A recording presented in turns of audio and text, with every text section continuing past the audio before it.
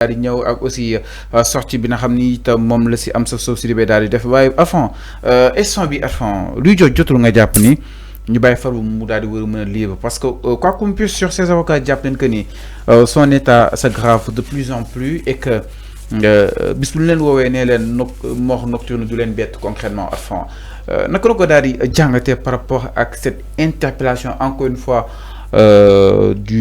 des avocats de Farba devant le juge. Fallou man fooyew ma ak état de santé d'Ambour te duma ko mos a fooye feebar man musuma toog di naan di niye di naan noo diw day tappale wala diw feebarul man je suis pas comme ça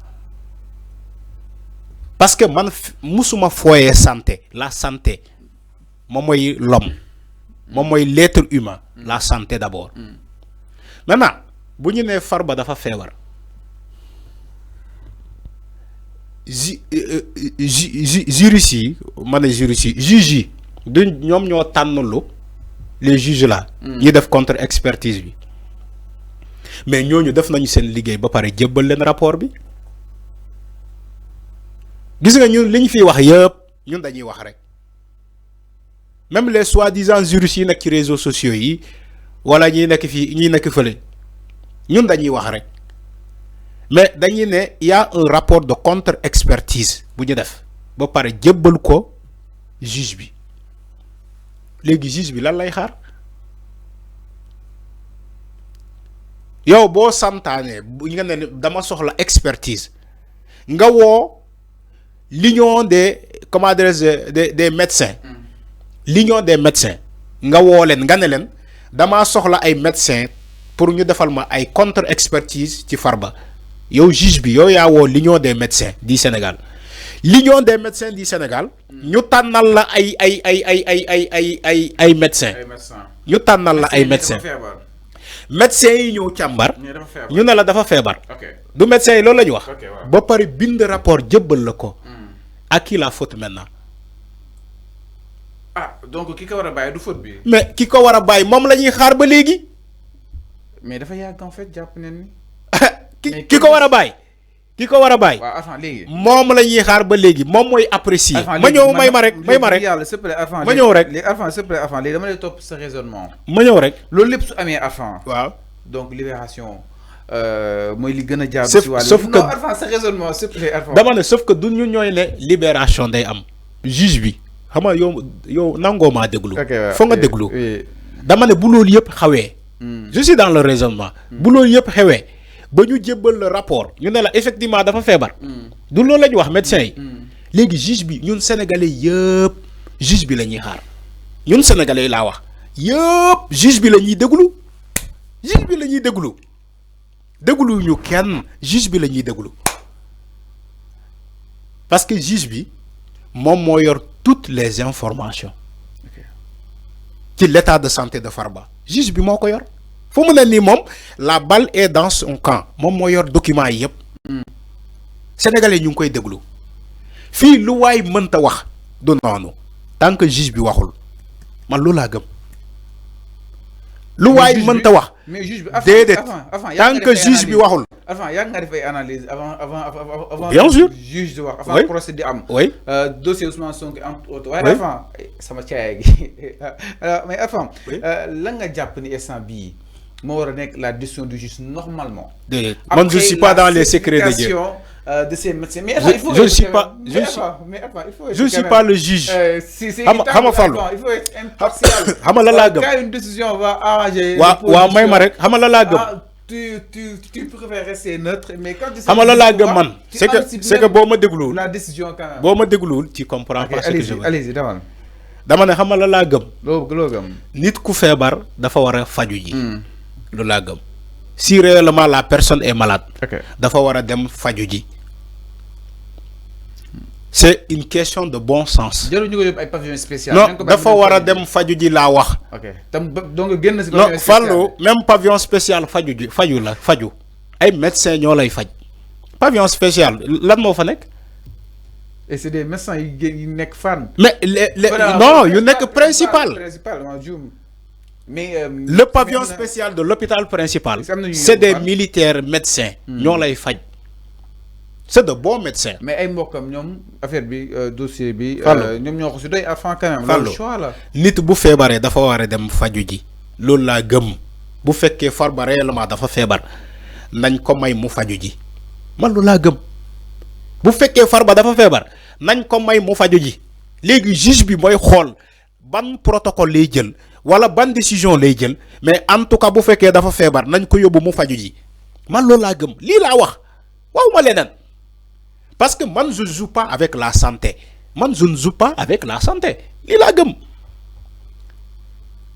bu fekkee dafa feebar nañ ko may mu dem faju ji te juge bi mooy xool ndax dina koy yóbbu à comment dirais-je ci hôpital avec surveillance mu faju ji résidence surveillée loolu lay wax juge bi mooy xool loolu yëpp paramètres yooyu yëpp juge bi moo koy xalaat ni instant bi moo war a gën ci Farba sa xalaat déedéet man je suis pas là-bas pour wax lan moo gën ci moom mais Fallou yow toi aussi tu veux que je manipule les Sénégalais non je suis pas comme ça tu lan nga gis lu gën man ban lan laa gis lu gën maam nii situation bi demee nii oui la nga jàpp ni instant bi la juge war a mën a yëkkati mais li ma jàpp loolu laa wax léegi yow yaa ma déglul nit ku feebar réellement dafa war a dem faju ji waaw nañ ko bàyyi mu dem dafa war a dem faju ji waaw léegi loolu kese laa wax man kay loolu laa wax donc ñu libéré Farba jàpp ne non waxu yoo Fallou yow da ngay yàq waxtaan quoi da nga may wax loolu li ma wax dama ne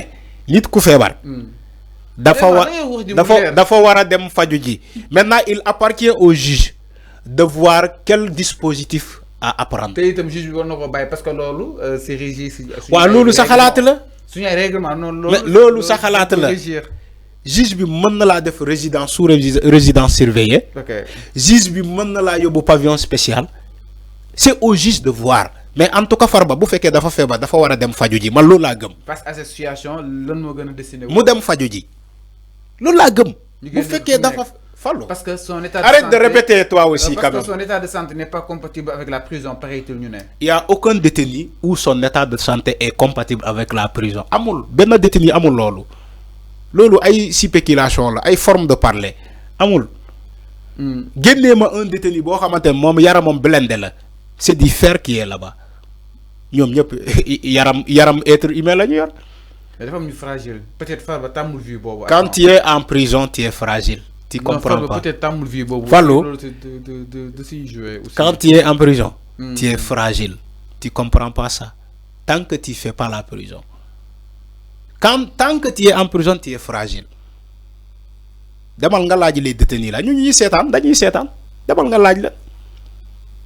Tous les détenus en prison sont fragiles. Tu sais pas ça. On mange pas bien, on dort pas bien. Comment tu peux être en bonne santé? C'est impossible. C'est pour cela que tous les détenus sont fragiles. C'est pas Farba seulement. Amsatou Sow Sidibé, quand il écrit une lettre, il ne faut pas exclure les autres. Mais non, il ne faut pas exclure les autres. Il ne faut pas exclure les autres. Mais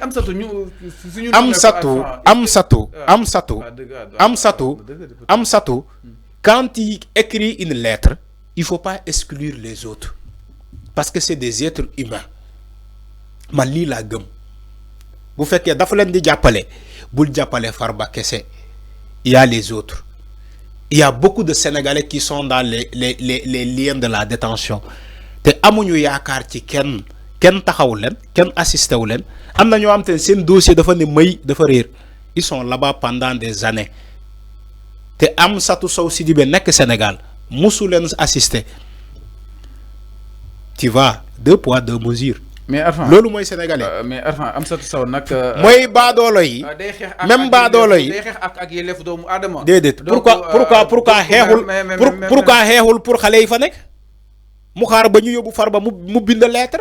Te Amsatou Sow Sidibé. Dama ne Amsatou ko nommé manam dafa jël ay courage am yëkëti lool. Oui. Mais elle pouvait le faire pour tous les détenus. Elle pouvait le faire pour tous les détenus. Elle a été nommée, mais elle pouvait le faire. Elle pouvait le faire pour tous les détenus, sans exclure personne. Man li la gëm. Boy xex wala boy jappalé nit, dang koy jappalé bo mu mat seuk, jappalé ñep. Mais bul jappalé Farba kessé. parce que Farba borom tour la dafa am daraja. C'est ça la réalité. Moi, on sous-entend la prison pour doomu baadoolo yi mais ñu am daraja ñoom waruñu def prison mais néew gi doole yi ñoom mën nañu def prison ba nit ñi fàtte leen foofu parce que tekkiwuñu dara. C'est ce que vous voulez dire. C'est très dangereux. Sénégal warul doxee nii doomu baadoolo yi ñoo war a dem kaso doomu patron yi wala patron yi ñoom mérité wuñu kaso. C'est pas sérieux. Yalla mo def ba man nekuma président de la République te man koy sante yalla bu baax yalla mënoon ma def président de la République. Non yow ni nga nekké ni Arfan yow mëno nek président de la République parce que mo ben yermane ci nit ñi non man injustice la bëggul li ñuy def ni injustice la li ñuy def ni man j'ai toujours combattu l'injustice. J'ai toujours combattu l'injustice. Injustice warul am. Te Amsatou Sow Sidibé lu mu def li injustice la. On défend les autres, on exclut les autres. Alors mi non dafa ñu évoluer. C'est pas du tout sérieux. Alors mi non. C'est pas sérieux. Ginaaw loolu dañuy daal di ñëw. Am na xam-xam machallah kii mais lettre boobu. Mais avant ñi naan ça poste aussi de nomination est quand même menacé après sortie. Non, man je suis pas dans ça. Franchement. Bëggoo see nekk. Déedéet je suis pas dans ça. da nga see bëggul nekk. Loolu c'est pas une information lu ñëwagul moom duñu ko commenter yow demal ci leneen. Le débat. Déedéet. Si non baal ma ko rek. ñu électricité bi léegi mën nga. Elle a été nommée. Elle n'a qu'à assurer sa nomination point. Man waxuma ci elle est menacée ou elle n'est pas menacée. Je ne suis pas dans ça Serigne Fallou. May ma ko rek. Lu ñëwagul moom ñëwagul. Waaw. Te man je ne veux pas manipuler. Duma jël parti pris pour ñu ne non Arfan bokk na ci ñi defoon ba ñu limoger diw. Wala Arfan bokk na ñi waxoon pour ñu limoger diw. Déedéet man duma def loolu doomu aadama. Mam képp ku ñu nommé dama lay ñaanal. Damay jàpp ni que yàlla moo la may wërsëg. Tu le mérites. Te dama la koy yéeneel. Donc c'est comme ça. Man lii laa mës a procéder. Ba keroog nga woon ma leneen. Man lii laa mel. Moo tax ma ne la du ma wax ci loolu. Alors ñu daal di évoluer ñu daal di ñëw si.